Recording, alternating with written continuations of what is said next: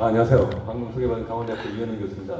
제가 순서를 바꿔서 먼저 이렇게 발표를 하게 돼서 정말 죄송하기도 하고 또 감사하기도 합니다. 사실 처음부터 부정수 대표님께서 저에게 발표 의뢰를 하셨을 때 다른 인터뷰도 말씀드렸었는데 좀 우리 좀 개회식이 좀 늦어지는 바람에 어쩔 수 없이 제가 먼저 발표하게 됐다는 걸 죄송하게 생각을 합니다.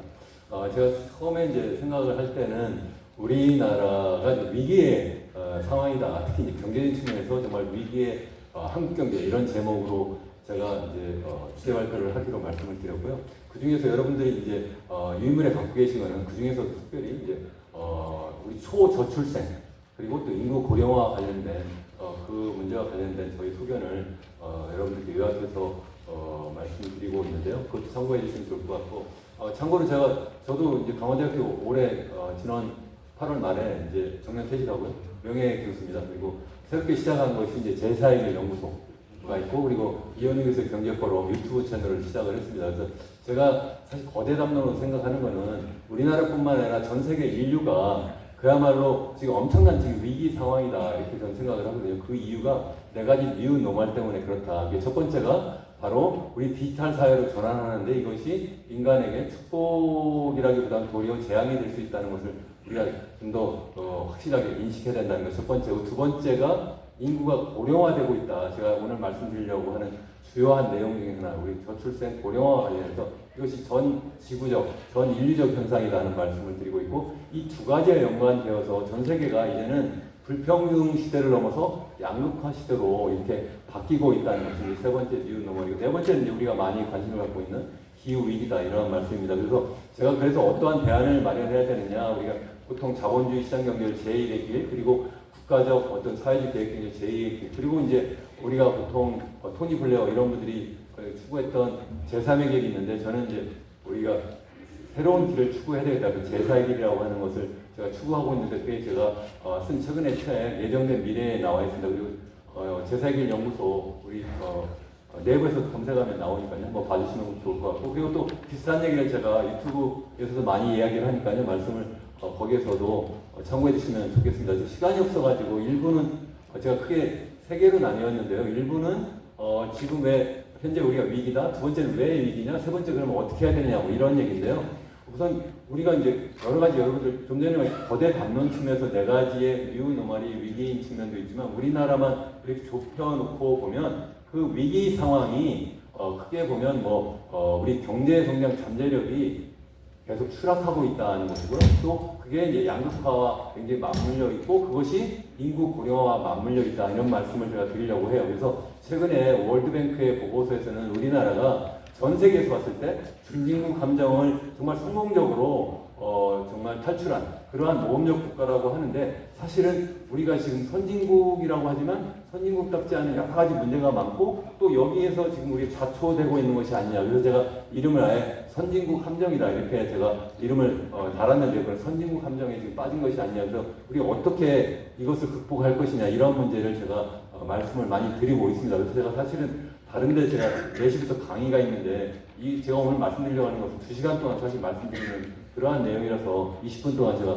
말씀을 드려야 돼서 일부만 말씀드린다는 걸 다시 한번 양해 말씀드립니다. 그래서 제가 이제 크게 우리나라의 위기가 인구 고령화 문제가 있고, 또 하나 문제가 뭐냐면, 우리나라가 여러분들도 아마 많이 느끼실 텐데 너무나 지나치게 소위 얘기하는 건설 투자, 그것도 주택 건설만 해가지고 부동산 계속 거품만 키워나가는 방식으로 성장을 해온 거예요. 이것이 바로 사실은 저출생 고령화를 만들기도 하고, 그것이 우리의 미래 먹거리를 만들지 못하는 그러한 상황으로 만들고, 그렇기 때문에 계속 그것이 악순환되고, 더군다나 그것이 바로 미래의 소득을 끌어오는 방식으로 했기 때문에 가계부채가 전 세계에서 가장 높은 상황이거든요.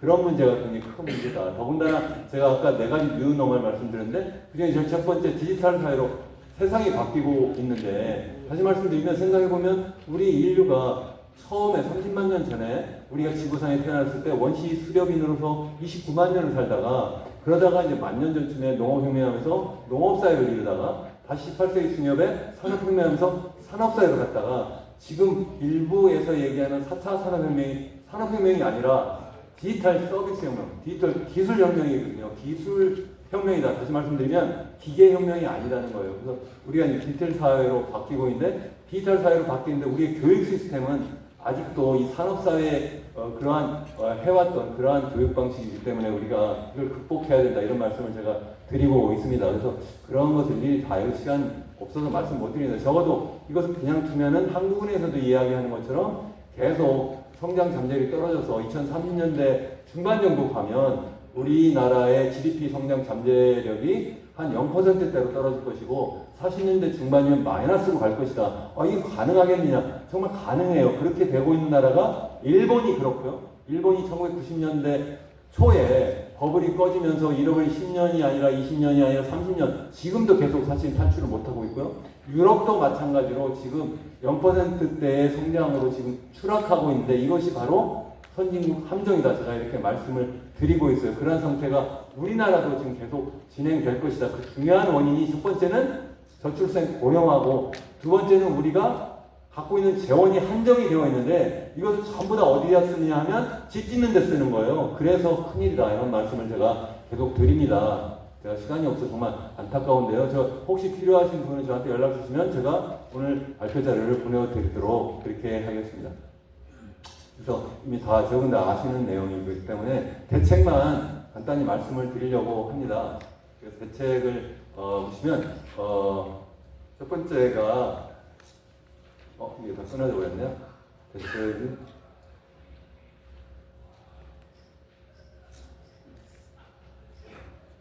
여기서 하겠습니다. 그 대책은 저는 첫 번째는 결국은 어쩔 수 없이 우리가 사실은 1960년 초부터 시작해가지고 우리 고도 성장을 해서 이만큼 왔는데 굉장히 빠른 그 고도 성장을 중요한 원인을 여러 가지 꼽습니다만 그 중에 하나 꼽는 것이 바로 뭐냐면 인구 보너스거든요. 다시 말씀드리면 2,500만 년 인구였던 것이 5,100만으로 늘었고 특히 젊은 인구가 기하급수로 늘었기 때문에 그래서 우리나라 경제성장이 빨랐는데 최근에 그것이 총수도 줄고 더군다나 인구 고령화되면서 생산 연령 인구는 줄고 고령 인구는 늘어나는 이런 문제가 생겨서 인구 오너스, 인구 재앙인 상태가 되어버렸기 때문에 이것을 극복해야 된다는 것이 한 가지고 두 번째는 이제는 우리가 더 이상 시멘트를 부어가지고 하는 하지만 건설 투자 위주의 그런 경제 성장에서 디지털 지식으로 리드하는 그런 경제 성장을 해야 된다. 그것을 하기 위해서는 교육혁명도 디지털 교육혁명을 해야 된다. 이런 말씀입니다. 그래서 여기 제가 출산율 높이는 것이 너무 중요하고 하지만 출생률이라고 많이 합니다. 이 두 가지 용어가 사실 달라요. 합계 출산율 그리고 우리가 총 출생률 이거 두 개 조출생률이라고 하는데 다른데 어쨌든 일단 제가 혼용해서 일단 쓰도록 하겠습니다. 그래서 여러 가지 방법이 있는데 가장 중요한 것은 출생률 또는 출산율 높이는 것이 굉장히 중요하다. 그런데 그 원인을 따져보면 전 세계적으로 공통적으로 다 줄어들긴 하는데 특별히 우리나라만의 독특한 원인이 있어요. 그 네 가지 원인인데 첫 번째는 남자와 여자가 다르긴 한데 첫 번째는 바로 뭐냐면 일자리가 너무 불안정하다. 제가 대학에 있어 보면 대학 졸업해가지고 1년이 지나도 일자리를 못 구해요. 일자리를 구해도 그게 인턴이고 비상근직이에요. 근데 어떻게 그 아이들한테 결혼해서 아이를 낳으라고 하냐 이거예요. 일자리 문제 해결 안 되면 절대 안 된다. 두 번째 일자리 결국 구했어요. 구했는데 보니까 일자리가 서울 수도권에 있어요. 거기 가니까 집값이 정말 이게 평생 쓰지도 않고 먹지도 않고 입지도 않고 그냥 모아도 25년 걸려도 집을 살지 말지 모르는데 어떻게 결혼해서 아이를 낳냐 말이에요. 그래서 부동산, 주택 가격 문제를 해결하지 못하면 절대 안 된다. 그 얘기를 저기서 하고 있어요. 젊은 사람들이. 세 번째는 뭐냐면 우리나라의 사교육 시장이 너무나 비대해져 있고 너무 지나친 학벌 위주의 교육을 하고 있기 때문에 그래서 이걸 반복할 수 없어요. 실제로 전 세계적으로 보면 우리나라의 교육비가 제일 비싸다. 그러니까 소득 대비 자녀 교육비 제일 비싸다. 이런 통계도 많이 나와 있어요. 그러니까 젊은 사람들이 아이고 내가 집 쌓기도 힘든데 어떻게 내 결혼해서 아이를 키우냐 이런 문제가 생긴다는 거고 마지막으로는 여성들의 입장에서 생각하면 전 세계에서 특히 OECD 국가만 놓고 봐도 우리나라 여성이 요즘에는 대학 교육 이수율이 제일 높은 나라 중에 하나예요.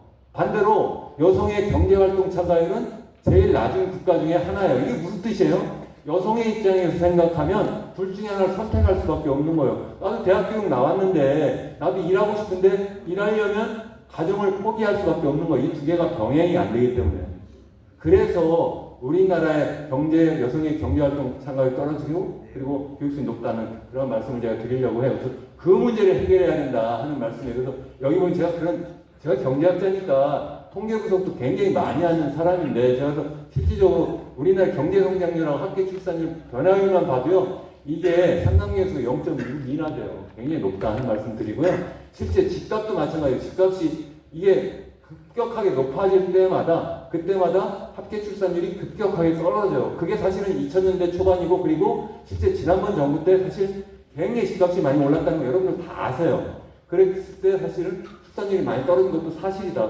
근데 이번 정부에서 또 마찬가지로 이것을 지나치게 또 자꾸 또 부양하려고 해서 제가 그것 때문에 굉장히 열심히 목소리를 높이고 있는데요. 어떻게든 집값을 안정화시키는 것이 굉장히 중요하다. 여기 말씀드린 것처럼 아까 전 세계에서 우리나라 집값이 제일 높은 나라인데 그 위에 있는 나라가 다 어디냐면 정말 형편없이 못 사는 아프리카 국가나 아니 중국에 있는 일선 도시들이에요. 거기서 다 문제가 생겨가지고 제가 부동산 법을 꺼지고 거기서 출산율이 1.00으로 떨어졌어요. 그런 문제가 있어서 우리가 거기 절대 본받으면 안 된다. 아까 말씀드린 양육비도 마찬가지고요.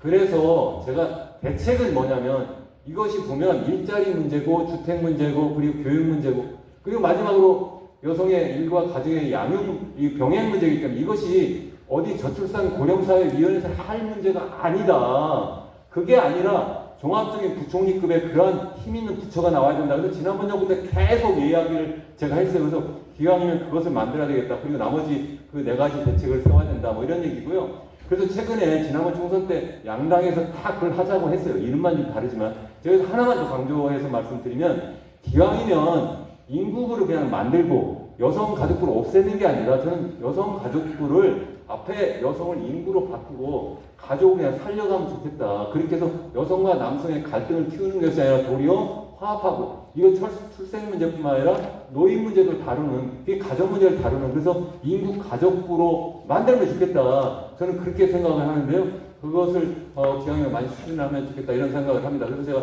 여기 뭐 최근에 여러 가지 뭐 그러한 이야기를 제가 사실 신문에도 계속 써놨습니다. 그래서 참고하시면 좋을 것 같고요. 주거 안정 대책은 사실 우리가 계속 정부가 계속 주택 가격 안정화한다고 하는데 사실 알고 보면 안정화가 이게 상향 안정화인 거예요. 계속 사실은 하향 안정화 될 수밖에 없어요. 경제적인 측면에서 인구가 계속 고령화되고 줄고 있고 경제 성장이 0% 추락하고 금리도 예전처럼 0% 갈 수가 없는데 어떻게 집값이 올라갈 수가 있어요? 지금 집값이 왜 올랐습니까? 2022년 중반부터 계속 집값이 떨어지니까 현정부에서 계속 수요 계속 띄우는 정책을 계속 쓴 거예요. 특히 특례 보금자리론 올해 들어와서 신생아 특례 대출 이렇게 해서 지난해 40조 올해 27조 계속 풀었어요. 근데 계속 집값이 뜨는 거예요. 대출해서 빚내서 집 사라고 하는 정책을 계속 쓰니까 집값이 올랐는데 이게 마치 젊은 사람 도와주는 것처럼 보이지만 도와주는 게 아니다. 그렇게 해서 한 5천만 원 싸게 그 금리를 싸게 해가지고 대출하면 뭐합니까? 그래가지고 집값이 2억, 3억, 10억 막 이렇게 올라버리면 그 다음 젊은 세대가 막 올라오면서 내가 결혼하고 아이를 낳아야 되는데 집값은 그만큼 올랐는데 5천만 원 싸게 금리 해주면 그게 무슨 소용이 있어요? 그건 아니다. 최근에 얘기한 뭐 헝가리식 무슨 대출을 해줘가지고 이것도 아니다. 양쪽 당에서 다 말씀을 하세요. 무슨 2억, 3억을 빌려줘가지고 나중에 지나친 애들 결혼하고 애를 낳으면 뭐 금리를 갖다가 뭐 없애주고 뭐 하나 원금을 탕감하고 이것은 정말 굉장히 나쁜 정책이에요. 그렇게 해가지고 지난해 20만 쌍이 우리 결혼했는데 그래서 2억씩 빌려 무려 40조 원이 그냥 시장에 풀리면 그 사람들이 뭐 하겠어요? 그 애 키운댔으니까 다 집 사는 데 들어가가지고 집값 다 뛰어가지고 젊은 애들 정말 희망을 얻게 만드는 그러한 나쁜 정책이다. 그래서 그런 정책 쓰면 안 된다 하는 말씀 제가 드리고요. 사교육도 그래 축소를 해야 된다. 제가 그래서 계속 강조하는 것 중에 하나가 뭐냐면 저는 재수를 하면 안 된다. 전 세계적으로 볼 때 선진국 중에 아니 전 세계 후진국까지 재수해서 대학 가는 나라가 우리나라 말고 어디 있습니까? 재수해서 대학 잘 가는 이유가 뭐예요? 그냥 시험 보는 요령 잘 가르쳐 주는 거 아니냐고요. 그렇게 하면 안 된다. 그것만 없애면 된다. 어떻게 하면 되냐? 한국은행 총재가 여러 가지 이야기를 했습니다만 지역할당제 그런 거보다 재수해가지고 수능을 다시 시험 볼 때 그러면 그때마다 페널티를 좀 줘야 되겠다. 감점을 그래서 5%씩 주거나 내년에 한번 다시 재수해서 보거나 삼성 감점을 계속 주게 되면 자연스럽게 재수를 안 하려고 할 거 학생들이 너무 행복한 거예요. 지금 재수 한번 하려면 서울 좋은 대학에 좋은 학원은 1억씩 뜬다고 그래 1억씩. 그럼 누가 그걸 갈 수 있습니까? 부자들만 자녀들 그런 데 보낼 수 있고요. 그래가지고 좋은 데 가면 또 뭐합니까? 1년 내내 시험 문제 푸는 그러한 요령만 가르치고 있는데 그게 우리 디지털 혁명하고 디지털 사회로 가는데 무슨 도움이 됩니까? 저출산해가지고 지난해 23만 명 태어났는데 빨리 사회로 내보내도 부족할 판에 1년 동안 거기에 붙잡아 놔가지고 그게 우리나라를 망가뜨리는 그러한 교육이다. 그리고 또 하나 제가 꼭 그것과 함께 꼭 말씀드리려고 하는 것이 유소년 수당을 계속 지급을 하자. 20년 동안. 그게 무슨 말씀이냐면 지금 많이 지금 정치권에 나오는 게 한가위씩 그냥 대출하자 이런 얘기. 대출해주면 절대 안 된다. 결혼하고 우리가 아이를 갖고 뭐 이럴 때마다 무슨 뭐 대출한 걸 갖다 일부 탕감이 아니라 사실은 독일이라든가 싱가포르라든가 아니면 캐나다라든가 이런 데는 어떻게 하는가 하면 아예 그냥 현금을 지원을 해요. 그만큼 그게 맞다. 저는 그렇게 말씀을 드리고요. 그 유소년 수당을 지급하자. 예전부터 2017년 그때가 1.3명일 때요. 30만 명 태어나고 그때부터 이야기를 했는데 이미 지방정부에서 많이 하는데 지방정부 재정자율도가 20%도 10%도 안 되는 데도 많아요.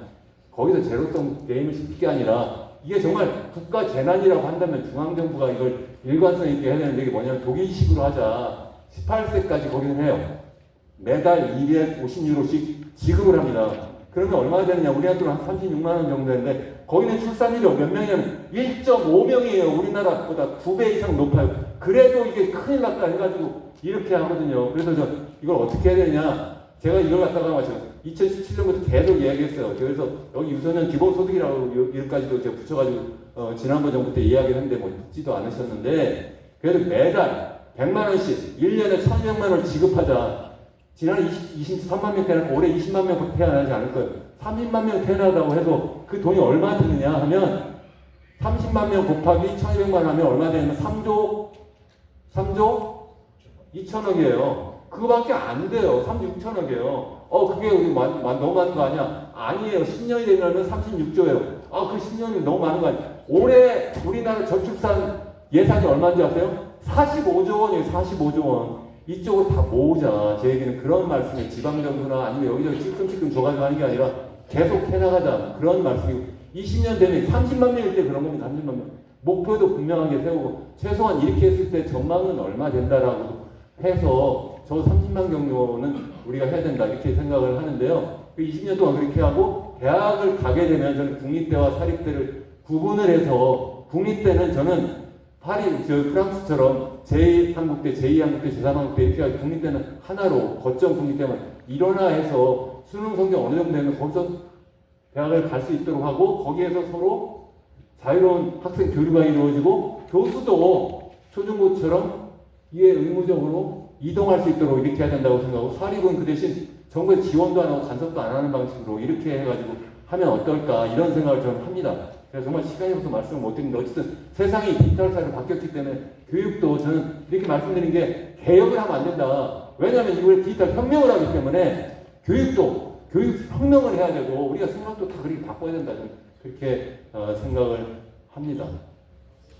제가 굉장히 흥분했습니다. 이상으로 저의 발표를 마치겠습니다. 감사합니다. 예, 하고 싶